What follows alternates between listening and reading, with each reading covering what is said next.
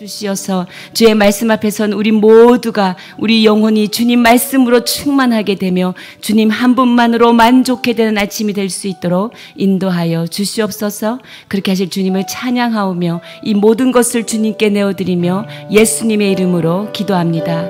아멘. 할렐루야. 주의 말씀 앞에 나오신 여러분들을 주님의 이름으로 축복하고 환영합니다. 오늘 주님의 말씀을 들을 때 깨달아 알 수 있는 그 은혜가 여러분 가운데 충만하고 그 은혜가 또 여러분의 삶을 인도해 주실 것을 믿습니다. 오늘 주시는 하나님의 말씀 요한계시록 2장 12절부터 17절까지 말씀입니다. 한 절씩 교독하고 마지막 17절은 다 함께 한 목소리로 읽도록 하겠습니다. 12절 제가 먼저 읽겠습니다. 버가모 교회 사자에게 편지하라. 좌우에 날선 검을 가지신 이가 이르시되 내가 어디에 사는지를 내가 아노니 거기는 사탄의 권자가 있는데라. 내가 내 이름을 굳게 잡아서 내 충성된 증인 안디바가 너희 가운데 곧 사탄이 사는 곳에서 죽임을 당할 때에도 나를 믿는 믿음을 저버리지 아니하였도다. 그러나 내게 두어 가지 책망할 것이 있나니 거기 내게 발람의 교훈을 지키는 자들이 있도다. 발람이 발락을 가르쳐 이스라엘 자손 앞에 걸림돌을 놓아 우상의 제물을 먹게 하였고 또 행음하게 하였느니라. 이와 같이 내게도 니골라 당의 교훈을 지키는 자들이 있도다. 그러므로 회개하라. 그리하지 아니하면 내가 내게 속히 가서 내 입의 검으로 그들과 싸우리라. 귀 있는 자는 성령이 교회들에게 하시는 말씀을 들을지어다. 이기는 그에게는 내가 감추었던 만나를 주고 또 흰 돌을 줄 터인데 그 돌 위에 새 이름을 기록한 것이 있나니 받는 자 밖에는 그 이름을 알 사람이 없느니라. 아멘. 네. 여러분 요한계시록 여러분 읽고 묵상할 때 우리가 가지는 대개의 선입견, 요한계시록은 어렵다라는 선입견은 내려놓아도 된다라고 말씀드렸습니다. 요한계시록은 우리에게 구원의 확신 그리고 믿음의 소망, 우리에게 주는 확실한 기쁨의 편지입니다. 한 절 한 절 여러분이 전체적인 시대적인 배경을 머릿속에 잘 기억하시고 들으시면 참 재미있는 하나님의 말씀이고 우리가 흔들릴 때마다 우리의 모든 상황 가운데서 우리가 어떻게 살아야 하는지 믿음을 가져라. 회개하고 돌이켜라. 깨어 있어서 하나님의 말씀 앞에 서 있어라 라고 하는 그 하나님의 우리를 살리시는 메시지가 우리 모두를 다시 한번 회복하게 하시리라 믿습니다. 오늘 주시는 하나님의 말씀은 버가모 교회에게 말한다라는 것을 우리가 알 수 있지요. 12절 제가 한 번 더 읽겠습니다. 버가모 교회 사자에게 편지하라. 좌우에 날선 검을 가지신 이가 이르시되. 네, 버가모 교회에게 지금 하나님께서 말씀하시는 거고 그 말씀하시는 이가 바로 누구냐라는 것은 좌우에 날선 검을 가지신 이가 말씀하신다. 이르시되라는 말을 하고 있습니다. 하나님께서 말씀하셨다. 하나님께서 이르시되. 여러분 이 문장을 들으면 여러분이 구약 성경에서 어떤 장르의 문학 장르가 떠오릅니까? 하나님께서 이렇게 말씀하셨다라고 시작하는 것. 구약 성경의 예언서의 모든 문장의 시작이 여호와께서 이렇게 말씀하여 이르시되라고 시작합니다. 요한은 요한계시록을 예언의 말씀으로 규정하고 있습니다. 저와 여러분이 첫날 요한계시록을 나눌 때 요한이 1장 3절에 이렇게 기억하고 있어요. 이 예언의 말씀을 읽는 자와 듣는 자와 그 가운데에 기록한 것을 지키는 자는 복이 있나니 때가 가까움이라. 요한은 지금 요한계시록을 예언으로 규정하고 있는 것을 우리가 알 수 있습니다. 특히 우리가 읽은 이 본문을 포함하여서 계시록 2장 3장에 나오는 메시지는요. 7교회를 향한 예언, 7교회를 향한 메시지가 아주 중점적으로 그리고 동일하게 다루어지고 있다라는 것이죠. 우리가 요한계시록을 문학적인 장르로 보면 이렇게 예언의 장르가 들어있고요. 또 묵시의 장르가 들어있습니다. 그리고 편지의 형식, 이 장르가 들어 있습니다. 이 세 개의 장르가 종합적으로 구성되어져 있다라고 생각하면 되시고요. 7 교회에게 주는 메시지는 예언의 장르에 들어가 있다라고 생각하시면 됩니다. 이렇게 좌우의 날선 검을 가지신 분인 바로 예수님이시죠. 예수님의 입에서 나오는 말씀은 좌우의 힘센 검과 같이 살아 역사하시는 하나님의 말씀이니라라는 말씀이 있지 않습니까? 네, 이 좌우의 날선 검으로 말씀하시는 분은 바로 예수님이시다라는 것이지요. 예수님이 오늘 버가모 교회를 향해 말씀하고 계신다라고 시작합니다. 종말의 시대를 살아가는 성도들은 어떻게 살아야 하나? 바로 우리 주님의 입에서 나오는 말씀으로 우리는 살아야 한다라는 것을 알 수 있지요. 누구를 향한 날선 검인가? 누구를 향한 그리스도의 말씀인가? 종말을 살아가는 오늘 이 시간 우리를 향한 하나님의 말씀이기도 하지만 오늘 본문의 맥락에서 찾아보면 특별히 여러분 13절에 보면 사탄의 권자라는 이 단어가 나옵니다. 사탄의 권자가 있는 그곳을 향하여 오늘 예수 그리스도께서는 말씀하신다. 그리고 또 14절에 보면 우리가 읽은 것처럼 발람이 나옵니다. 발람의 교훈을 따르는 자들을 향하여 오늘 예수님의 말씀이 날선 검이 된다라고 하는 거예요. 그리고 15절 우리가 읽은 내용이 있지요. 니골라 당의 교훈을 지키는 자들, 니골라 당의 교훈을 따르는 자들을 향하여 오늘 예수님의 입에서 나온 말씀은 검과 같다라는 거예요. 검, 칼과 같다라는 거죠. 칼과 같은 이 말씀이 예수님의 입에서 나왔다 할 때는요, 회개하라는 거예요. 하나님의 말씀으로 싸우라. 이 내용이 들어가 있다라는 것입니다. 그렇다면 오늘의 메시지가 좀 정리되지 않습니까?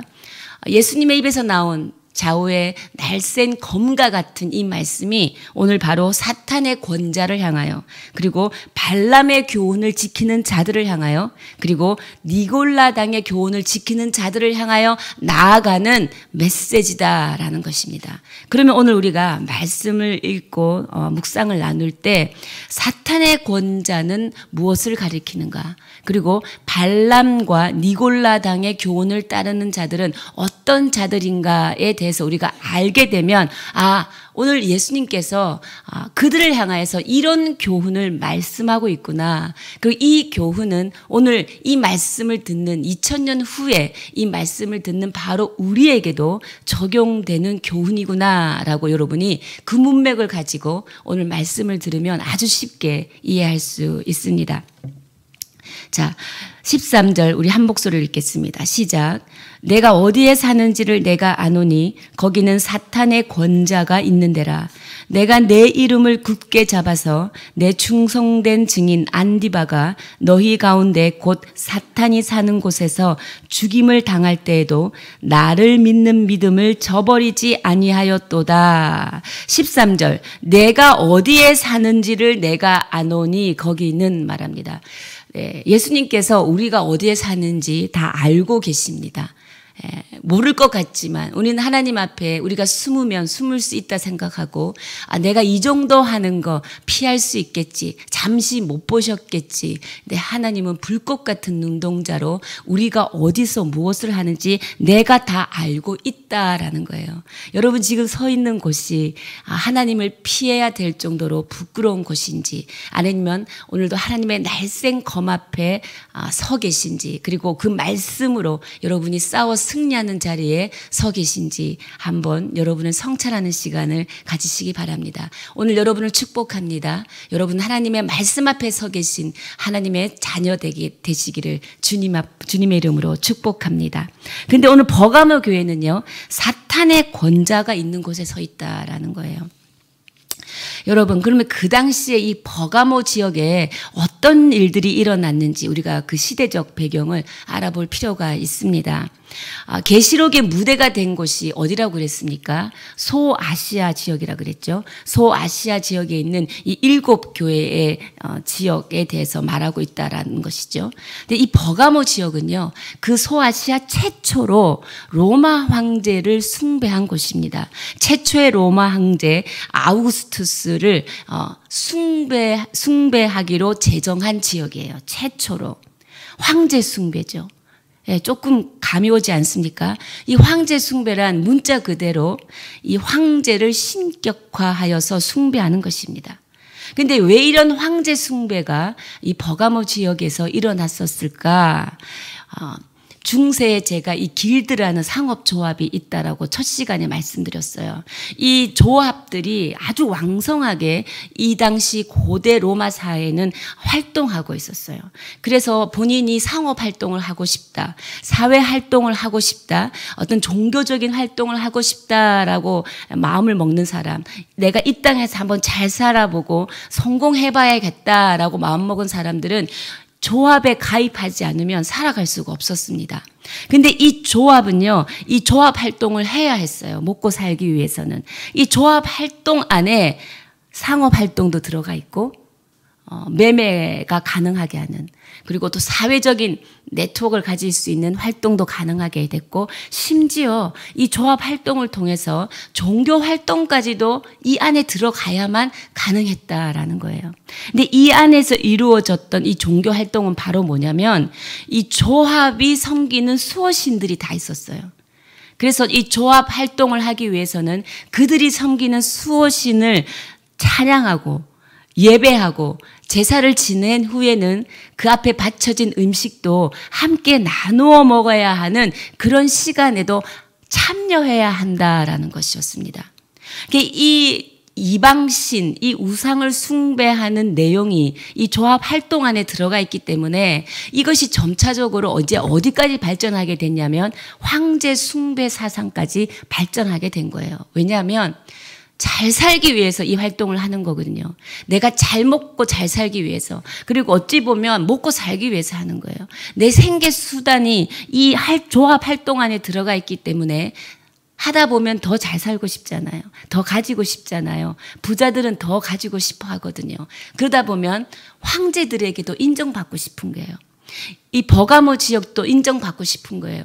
이 에베소 지역에서도 이 니골라당의 활동이 있은 것을 우리가 어제 말씀을 보면 알 수 있어요. 황제를 숭상하게 된다라는 것은 이 황제의 신전을 그 지역에 유치할 수 있었어요. 황제 신전을 그 지역에 유치하다 보면 그 지역에서는 로마 시대로부터 많은 것들을 지원받을 수 있는 것들을 가질 수 있었어요. 그러니까 자연히 황제 숭배를 하게 되면 여러 가지로 이점이 많아지지요. 다 이게 경제활동, 사회활동, 나의 기본적인 생계수단을 틀어잡고 있는 이 모든 사회 구조에 이제 끌려가는 삶을 살 수밖에 없다라는 것이 조합활동이나 이 황제 숭배 사상 안에 담겨져 있다라는 것을 우리가 알 수 있습니다. 그러니 그리스도인들이 이 조합에서 활동하려다 보면 그건 뭡니까? 먹고 살아야 되니까. 먹고 살기 위해서 조업에 들어가서 이 활동을 하다 보면 믿음을 지키지 못하고 타협하고 그냥 내가 어떡하겠어, 살아야 하니까, 자식들 먹여 살라야 하니까 그렇게 조합 활동에 들어가게 되면 자연스럽게 우상 숭배에 동참하게 되고 자연스럽게 황제를 신격화하는 황제 숭배에 동참하게 되었다라는 것이지요. 그래서 바로 이곳이 이런 일이 일어나는 곳이 버가모의 사탄의 권자라고 요한은 지금 말하고 있다라는 것입니다. 그러면 여러분 종합해 보면 이 사탄의 권자는 바로 우상 숭배의 중심지요. 황제 숭배의 중심지였다라는 것을 우리가 알 수 있습니다. 근데 이 사탄의 권좌에서 어떤 일이 일어났냐? 황제를 숭배하는 신전에서 어떤 일이 일어났냐 보면 내가 내 이름을 굳게 잡아서 내 충성된 증인 안디바가 너희 가운데 곧 사탄이 사는 곳에서 죽임을 당할 때에도 나를 믿음을 저버리지 아니하였도다. 여기에 보니까요, 안디바라고 하는 분이 계셨네요. 이 안디바가 사탄이 사는 곳에서 죽임을 당했다라고 말하고 있습니다. 이것은 예수의 충성된 증인, 충성된 증인이라고 표현할 때 제가 어디에 충성된다고 말씀드렸어요. 진리에 대하여 충성된 자입니다. 바로 하나님의 말씀에 대하여 충성된 자죠. 그 충성된 증인 안디바가 사탄이 살고 있는 데서 죽임을 당했는데요. 이 충성된 증인, 진리에 대한 충성을 했던 이 안디바가 바로 황제 숭배를 거부하다가 순교를 당했다라는 것을 우리는 13절을 통해서 알 수 있어요. 하나님께서 지금 칭찬하는 거죠. 요한을 통해서. 이 안디바는 내 이름을 굳게 잡은 사람이다. 그리고 안디바는 나를 믿는 믿음을 저버리지 않은 사람이다. 그 안디바가 사탄의 권자가 있는 곳에서 황제를 숭배하는 신전이 있는 곳에서 황제 숭배를 거부하다가 순교를 당했다라고 지금 칭찬하는 것입니다. 그래서 사탄의 권자는 황제 숭배의 사상 그리고 우상 숭배가 이루어지던 신전을 가리킨다라는 것을 우리가 알 수 있지요. 그 사탄의 권자를 향하여 오늘 버가모 교회에 예수 그리스도께서는 날쌘 검 말씀을 지금 선포하고 있는 것입니다. 그리고 14절에 보면 그러나 내게 두어 가지 책망할 것이 있나니 거기 내게 발람의 교훈을 지키는 자들이 있다. 여러분 두 번째 부류 발람의 교훈을 따르는 자. 여러분 발람에 관한 기록은 민수기 22장 이후에 나옵니다. 어떤 내용입니까? 출애굽한 이스라엘이 광야 40년을 지나 가나안 땅에 들어가기 직전에 모압 평야에 있지 않습니까? 그 모압 평야에 있을 때 모압 왕 발락이 두려워합니다. 이스라엘 백성들이 모인 것을 보고 그래서 이 발락 왕이 예언자 발람을 찾아가죠. 예언자 발람을 찾아가서 이스라엘을 저주해달라고 부탁을 합니다. 그런데 이 발람이 하나님이 그 길을 막으셔서 발람이 이스라엘을 저주하기는커녕 이스라엘을 축복해요. 근데 여기서 끝났다면 해피엔딩이겠죠. 그런데 여기까지가 민수기 22, 23, 23장의 내용이고요. 그 이후에 민수기 25장의 내용을 보면 이스라엘이 그곳에 머무는 동안에 어떤 일이 일어났냐면요. 모압 여인들과 음행을 하기 시작했다는 거예요. 그래서 나아가서 그들은 그 음행하는 여인들에게 이끌려서 미혹함을 당해서 모압 신전에 가서 제사에도 참여하게 되고 또 그 제사에 놓여진 음식도 먹게 되고 그 모압 신전에서 경배까지 했다라는 것이 민수기 31장 16절을 보면 나와 있어요. 그런데 이스라엘 자손들로 하여금 이러한 음행을 하고 우상 숭배를 하도록 이 만든 여인들이 바로 발람의 조정을 받아서 그리한 것이라고 설명하고 있다라는 거예요.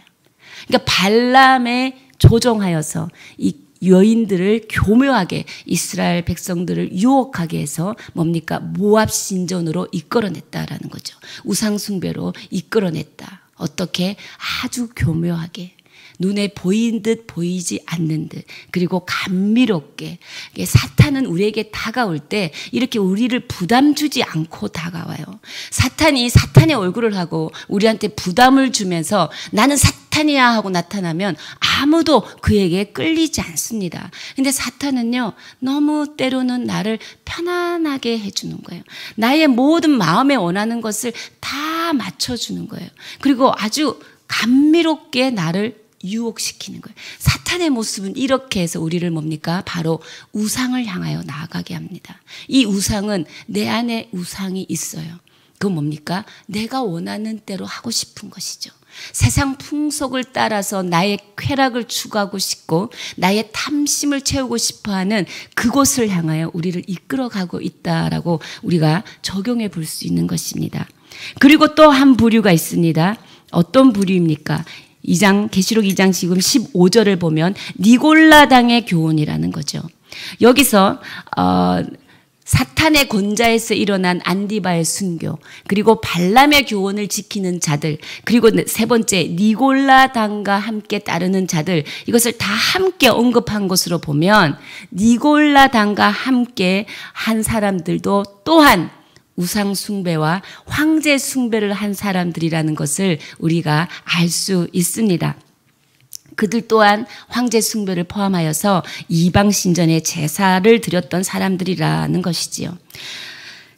그래서 여러분, 이 우상의 제물을 먹게 하는 것, 행음하게 한다라는 것, 이것은 다른 말로 표현하면 한마디로 우상 숭배라는 것입니다. 구약 성경에서 이것은 바로 우상 숭배를 뜻한다라는 것을 우리가 익히 알고 있는 내용인 것이지요. 이러한 사람들을 향하여 16절 우리 다 함께 한 목소리로 읽겠습니다. 예수님께서 말씀하십니다. 시작. 그러므로 회개하라. 그리하지 아니하면 내가 내게 속히 가서 내 입의 검으로 그들과 싸우리라. 그러한 사람들을 향하여 분명히 경고하고 있습니다. 회개하고 그 길을 돌이키라고 촉구하고 있는 것이죠. 이 황제 숭배, 여러분,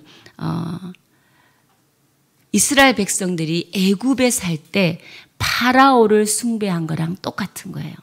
왜냐하면 애굽에서는 이 파라오라는 것은 신과 같은 존재예요. 바로 이 왕은 신과 같은 존재이죠. 이스라엘 사람들마저도 하나님보다 이 파라오를 더 두려워했어요. 요한계시록이 저술되는 당시에 로마에서 이 황제는요, 하나님의 자리를 대신할 정도로 강력한 힘을 가진 숭배의 대상이었다라는 것입니다.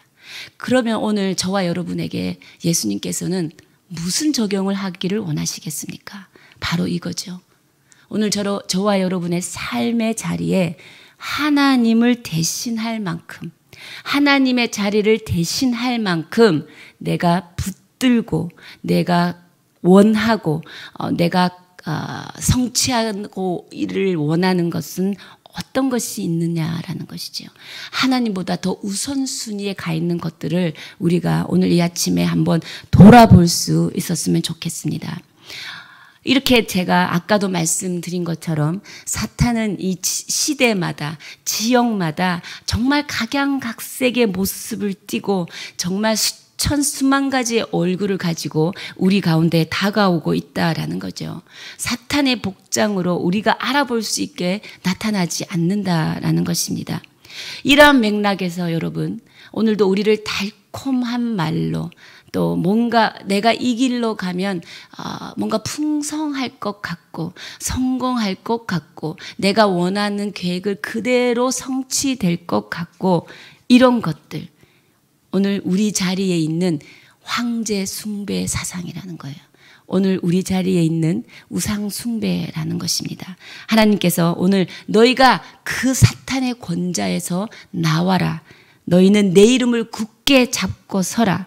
너희는 있는 그 자리에서 나를 향한 믿음을 저버리지 마라 라고 말씀하고 있는 것입니다. 우리를 하나님의 주 대심으로부터 이렇게 멀어지게 하는 것들, 이게 바로 뭐냐면요, 첫 번째, 우리의 가장 기본적인 이 생계 수단을 틀어지고 우리로 하여금 자꾸 유혹하게 한다라는 거예요. 그러니까 우리가 여러분 인생을 먹고 살기 위해서 산다라고 생각하면요, 거의 백발백중 유혹에 잡히게 됩니다. 우리는 하나님으로부터 오는 채우심으로 먹고 사는 하나님의 자녀임을 믿음으로 선포합니다. 하나님의 자녀 되심을 믿는다면 그 자녀들의 인생은 아무것도 없는 광야에서 모든 것을 채워주시고 부족함이 없는 것을 경험하게 하신 그 하나님이 하나님이심을 우리는 다시 한번 기억해야 한다는 거예요. 먹고 살기 위해서 내가 산다. 내가 열심히 노력해야 먹고 산다. 사단은 우리에게 그 생각을 주어진다라는 거예요. 그러면 백발백중 감미로운 길에 우리는 들어설 수밖에 없습니다. 우리는 세상의 이 파라오의 질서 가운데서 타협할 수밖에 없어요. 왜? 사단은 사탄의 모습으로 나타나지 않아요. 항상 우리를 감미롭게 교묘하게 유혹한다라는 것입니다. 두 번째, 우리를 주대심, 하나님의 주대심으로부터 멀어지게 하는 것은 이거예요.